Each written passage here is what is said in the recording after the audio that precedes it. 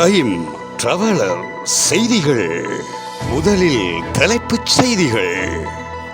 நாட்டை கட்டியெழுப்புவதற்கான ஆற்றல் நம்மிடம் உள்ளது. ஜனாதிபதி 2032 ஆண்டுக்குள் நாட்டின் மொத்த உள்நாட்டு உற்பத்திக்கு எதிரான கடன் சதவீதத்தை 95% குறைப்பதே அரசாங்கத்தின் நோக்கம். செகான் சேமசிங்க.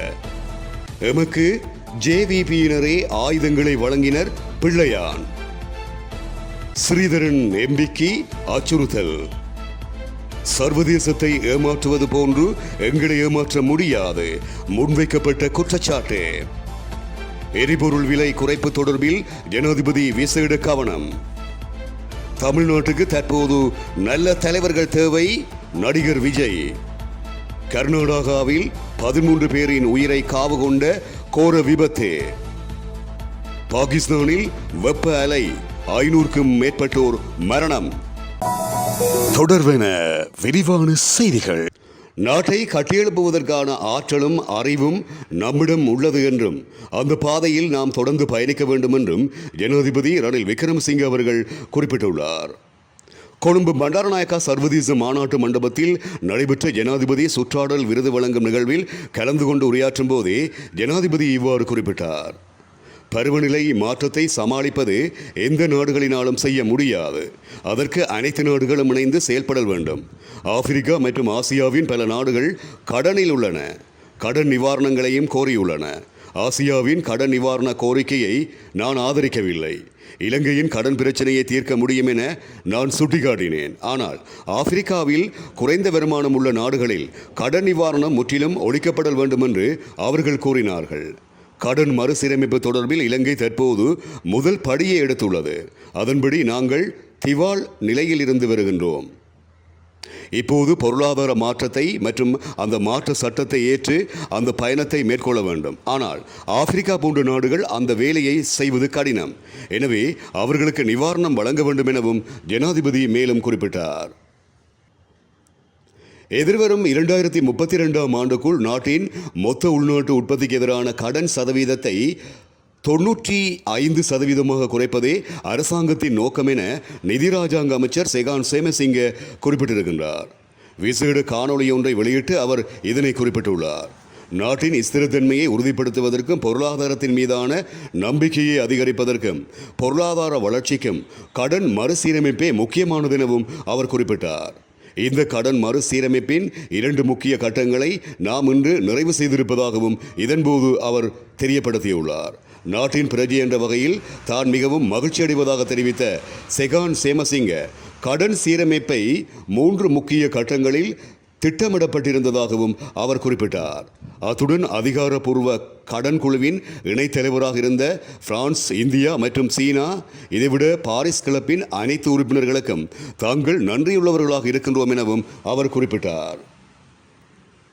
தமது கட்சிக்கு ஜேவிபியினரே ஆயுதங்களை வழங்கியிருந்ததாக தமிழ் மக்கள் விடுதலை புலிகள் கட்சியின் தலைவரும் ராஜாங்க அமைச்சருமான சிவனேசதுரை சந்திரகாந்தன் குறிப்பிட்டுள்ளார்.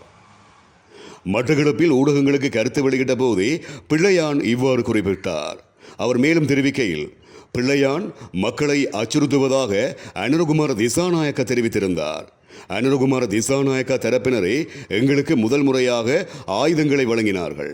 அதன் பின்னர் மக்களை சுடுவதற்கு எங்களிடம் ஆயுதம் கேட்டார்கள். ஆனால் நாங்கள் அதனை கொடுக்கவில்லை. பிள்ளையான் மக்களை அச்சுறுத்துவதாக இருந்தால் மட்டக்களப்பு மாவட்டத்தில் அதிகளவான வாக்குகளை பெற்றது யார்? எனவே ஜனநாயகத்தை பற்றி பேசுவதாக இருந்தால் அனுரகுமார திசாநாயக்கா யோசித்து பொறுப்பான தலைவராக பேச வேண்டும் எனவும் பிள்ளையான் குறிப்பிட்டார். நாடாளுமன்ற உறுப்பினர் சிவஞானம் ஸ்ரீதரனுக்கு அடையாளம் தெரியாத நபர்களினால் அச்சுறுத்தும் வகையிலான சம்பவம் ஒன்று இடம்பெற்றுள்ளது. யாழ்ப்பாணத்தில் இருக்கின்ற ஸ்ரீதரனின் இல்லத்தின் முன்பாக அடையாளம் தெரியாத நபர்களின் அச்சுறுத்தும் வகையிலான நடமாட்டம் அவதானிக்கப்பட்டுள்ளது. இலக்க தகடுகள் மறைக்கப்பட்ட 4 மோட்டார் சைக்கிள்களில் முகமூடிகள் அணிந்தவாறு வருகை தந்த அடையாளம் தெரியாத நபர்களின் நடமாட்டம் நாடாளுமன்ற உறுப்பினர் ஸ்ரீதரனையும் அவரது குடும்பத்தினரையும் அச்சுறுத்தும் வகையிலான திட்டமிட்ட செயல் என்பதை கண்காணிப்பு கேமராக்களில் பதிவாகியுள்ள காணொளி காட்சிகள் உறுதிப்படுத்துவதாகவும் செய்திகள் தெரிவிக்கின்றன. சர்வதேச நாடுகளை ஏமாற்றுவது போன்று காணாமலாக்கப்பட்ட உறவுகளை தேடும் தாய்மாரின் கண்ணீரையும் அவர்களின் துயரங்களையும் நீங்கள் ஏமாற்றி வெற்றி பெற முடியாது என மன்னார் மாவட்ட காணாமல் ஆக்கப்பட்டவர்களின் உறவுகள் குற்றச்சாட்டை முன்வைத்துள்ளனர். மன்னார் மாவட்ட வெளிந்து காணாமலாக்கப்பட்ட உறவுகள் மன்னார் மாவட்ட செயலகத்துக்கு முன்பாக முன்னெடுத்த கவனஈர்ப்பு போராட்டத்தின் போதே மேற்கண்டவாறு குறிப்பிட்டுள்ளனர். இதன்போது அவர்கள் மேலும் தெரிவிக்கையில், மன்னார் மாவட்ட வெளிந்து காணாமலாக்கப்பட்டவர்களின் உறவுகள் கடந்த 15 வருடங்களுக்கு மேலாக எமது உறவுகளை தேடி வீதியில் இறங்கி போராடி வருகின்றோம். தற்போது ஒவ்வொரு மாதமும் 22ஆம் நாள் முதல் 28ஆம் நாள் வரை கிழக்கில் ஒவ்வொரு மாவட்டங்களிலும் போராட்டங்களை முன்னெடுக்க ஏற்பாடு செய்துள்ளோம். அதன் அடிப்படையில் இன்றைய தினம் மன்னாரில் போராட்டம் முன்னெடுக்கின்றோம். காணாமலாக்கப்பட்டவர்களுக்கு நீதி கிடைக்க வேண்டும், காணாமலாக்கப்பட்ட பிள்ளைகள் உறவுகள் மீண்டும் நமக்கு கிடைக்க வேண்டும் என்கின்ற நோக்குடன் அரசாங்கத்தை வலியுறுத்தி இந்த போராட்டத்தை முன்னெடுத்து வருகின்றோம். தற்போது எமது உறவுகளை தேடி வீதியில் இறங்கி போராடி களைத்து போய்விட்டோம். இந்த அரசாங்கத்திடமிருந்து நீதியை பெற்றுத்தருமாறு சர்வதேசத்திடம் நாங்கள் மண்டியிட்டு கேட்டுக்கொள்கின்றோம். இந்த அரசாங்கத்திடம் ஒப்படைக்கப்பட்ட அவர்களினால் அழைத்துச் செல்லப்பட்ட உறவுகளையே நாங்கள் அவர்களிடம் கேட்கின்றோம். இலங்கை அரசாங்கத்தினால் எமக்கு நீதி கிடைக்காதென்ற நிலையிலேயே நாங்கள் சர்வதேசத்திடம் மண்டியிட்டு நிற்கின்றோம். 14 ஆணைக்குழுக்களை மாறி மாறி வருகின்ற அரசாங்கங்கள் இந்த நாட்டில் கொண்டு வந்துள்ளது. கடந்த 25ஆம் நாள் மன்னாருக்கு உண்மை, ஒற்றுமை மற்றும் நல்லிணக்க ஆணைக்குழுவினர் வருகை தந்திருந்தனர்.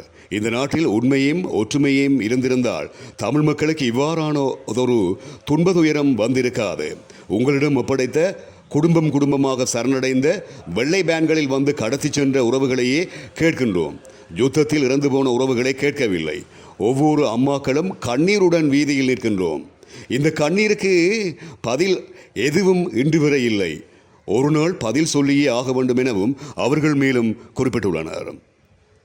எரிபொருள் சலுகை வழங்குவது தொடர்பில் ஜனாதிபதியின் விசேட கவனம் செலுத்தப்பட்டிருப்பதாக அரசாங்க தரப்பில் தெரிவிக்கப்படுகிறது. எதிர்வரும் ஜூலை மாதத்துக்கான எரிபொருள் விலை திருத்தம் இன்னும் சில நாட்களில் மேற்கொள்ளப்பட இருப்பதாகவும் அறிவிக்கப்பட்டிருக்கிறது. இந்த விலை திருத்தத்தில் எரிபொருள் விலையில் கணிசமான அளவு எரிபொருள் குறையும் எனவும் அரசாங்கம் எதிர்பார்த்திருப்பதாக அரசியல் வட்டாரங்கள் தெரிவிக்கின்றன.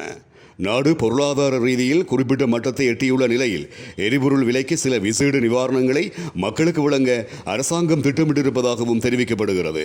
மேலும் வழக்கமான பெட்ரோல் விலை லீட்டருக்கு 20 தொடக்கம் 30 ரூபாயும், வழக்கமான ஆயில் டீசல் விலை லீட்டருக்கு 15 தொடக்கம் 20 ரூபாயும் குறைக்கப்படும் என்றும் அரசியல் வட்டாரங்களில் தெரிவிக்கப்படுகிறது. அந்த வகையில் இன்று நள்ளிரவு எரிபொருள் விலை திருத்தம் மேற்கொள்ளப்பட வாய்ப்புகள் இருப்பதாகவும் தெரிவிக்கப்படுகிறது. தமிழ்நாட்டுக்கு தற்போது நல்ல தலைவர்கள் தேவை என்பதுடன் அரசியல் ரீதியாக மட்டுமில்லாமல் துறை ரீதியாகவும் நல்ல தலைவர்களே தேவை என தமிழக வெற்றி கழகத்தின் தலைவர் நடிகர் விஜய் குறிப்பிட்டுள்ளார். 10 மற்றும் 12ஆம் வகுப்பு பொதுத் தேர்வில் தமிழகம் முழுவதிலும் முதலிடங்களை பெற்ற மாணவ மாணவிகளுக்கு ஊக்கத்தொகை மற்றும் சான்றிதழ்களை வழங்கும் நிகழ்வில் நடிகர் விஜய் இவ்வாறு குறிப்பிட்டார். இதில் கோவை, ஈரோடு, மதுரை உள்ளிட்ட 21 மாவட்டங்களைச் சேர்ந்த மாணவர்களுக்கு சான்றிதழ்கள் மற்றும் ஊக்கத்தொகையை விஜய் வழங்கி வைத்துள்ளார். இந்த நிகழ்வில் 750 மாணவர்கள் மற்றும் பெற்றோர்கள் உட்பட 3500க்கும் மேற்பட்டோர் கலந்து கொண்டிருந்தமை குறிப்பிடத்தக்கது. கர்நாடகாவில் லொரி ஒன்றுடன் பஸ் ஒன்று மோதி விபத்துக்குள்ளாகியதில் 2 குழந்தைகள் உட்பட 13 பேர் சம்பவ இடத்திலேயே மரணமடைந்திருப்பதாக இந்திய ஊடகங்கள் செய்தியை வெளியிட்டிருக்கின்றன. மேலும் 4 பேர் படுகாயமடைந்திருப்பதாகவும் தெரிவிக்கப்படுகிறது. கர்நாடக மாநிலம் ஹாவேரி மாவட்டத்தில் இந்த விபத்து நடைபெற்றிருக்கிறது. புனே பெங்களூரு தேசிய நெடுஞ்சாலையில் இந்த விபத்து நடைபெற்றிருக்கிறது.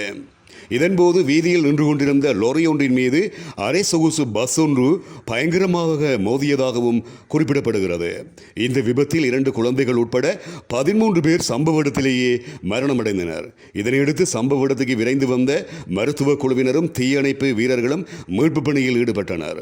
பஸ்ஸின் சாரதிக்கு ஏற்பட்ட நித்திரை கலக்கமே இந்த விபத்துக்கான காரணம் என போலீசாரின் ஆரம்பகட்ட விசாரணைகளில் தெரிய வந்துள்ளது.